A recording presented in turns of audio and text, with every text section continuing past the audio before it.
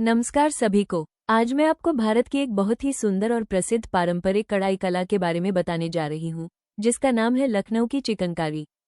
चिकनकारी केवल एक कढ़ाई नहीं है, बल्कि यह भारत की संस्कृति, कला और कारीगरों की मेहनत का प्रतीक है। इसकी खासियत इसकी बारीक कढ़ाई, सादगी और खूबसूरती में छिपी है।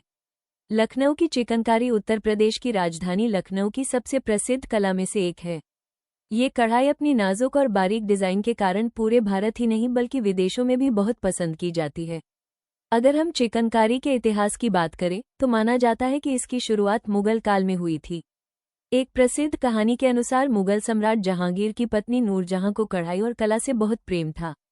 उन्होंने इस कला को बढ़ावा दिया और धीरे धीरे ये कला लखनऊ की पहचान बन गई।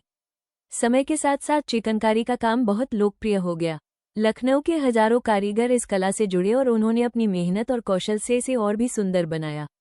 आज चिकनकारी केवल भारत में ही नहीं बल्कि दुनिया के कई देशों में भी जानी जाती है। चिकनकारी की सबसे बड़ी खासियत यह है कि यह पूरी तरह हाथ से की जाने वाली कढ़ाई है। इसमें मशीन का उपयोग बहुत कम किया जाता है। कारीगर सुई और धागे की मदद से कपड़े पर बहुत ही बारीक और सुंदर डिजाइन बनाते हैं। पहले के समय में चिकनकारी मुख्य रूप से सफेद कपड़े पर सफेद धागे से की जाती थी। इसे व्हाइट ऑन व्हाइट एम्ब्रॉयडरी भी कहा जाता है। ये बहुत ही सादगी भरी लेकिन बेहद सुंदर कढ़ाई होती थी। लेकिन समय के साथ फैशन में बदलाव आया और अब चिकनकारी कई रंगों के कपड़ों पर भी की जाती है, जैसे हल्का गुलाबी, आसमानी, पीच, क्रीम और पेस्टल रंगों के कपड़े। चिकनकारी का काम कई प्रकार के कपड़ों पर किया जाता है, जैसे कॉटन, मुलमुल, जॉर्जेट, शिफॉन और सिल्क। ये कपड़े हल्के और मुलायम होते हैं, इसलिए इन पर की गई कढ़ाई बहुत सुंदर दिखाई देती है।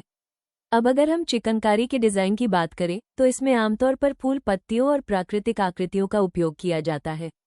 इन डिजाइन को बनाने के लिए कई प्रकार की टांके या स्टिचेस का उपयोग किया जाता है। चिकनकारी में कई प्रसिद्ध स्टिचेस होती हैं, जैसे टेपची, बखिया, फंदा, मुर्री, जाली और कील कंगन।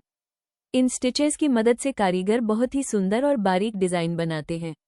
खासकर जाली का काम बहुत कठिन माना जाता है, क्योंकि इसमें कपड़े में जाली जैसी बनावट बनाई जाती है। अब मैं आपको चिकनकारी बनाने की प्रक्रिया के बारे में बताना चाहूंगी। सबसे पहले डिजाइन चुना जाता है। डिजाइन आमतौर पर फूल, पत्तियों और पारंपरिक पैटर्न पर आधारित होता है। इसके बाद लकड़ी के ब्लॉक की मदद से कपड़े पर डिजाइन प्रिंट किया जाता है। इस प्रक्रिया को ब्लॉक प्रिंटिंग कहा जाता है। फिर कारीगर सुई और धागे की मदद से उस प्रिंट किए गए डिजाइन पर कढ़ाई करते हैं। ये काम बहुत धैर्य और मेहनत मांगता है। कढ़ाई पूरी होने के बाद कपड़े को धोया जाता है ताकि प्रिंट किया हुआ रंग हट जाए और केवल कढ़ाई का डिजाइन दिखाई दे। इसके बाद कपड़े को सुखाया जाता है और प्रेस किया जाता है। इस तरह एक सुंदर चिकनकारी का कपड़ा तैयार हो जाता है। आज के समय में चिकनकारी केवल पारंपरिक कपड़ों तक सीमित नहीं है। अब इसे कुर्ता, साड़ी, दुपट्टा, लहंगा और कई आधुनिक कपड़ों में भी इस्तेमाल किया जा रहा है। फैशन डिजाइनर भी अपने कलेक्शन में चिकनकारी का उपयोग करते हैं। इससे भारतीय पारंपरिक कला को आधुनिक फैशन के साथ जोड़ा जा रहा है। लखनऊ की चिकनकारी केवल एक कला नहीं है, बल्कि यह हजारों कारीगरों के जीवन का आधार भी है।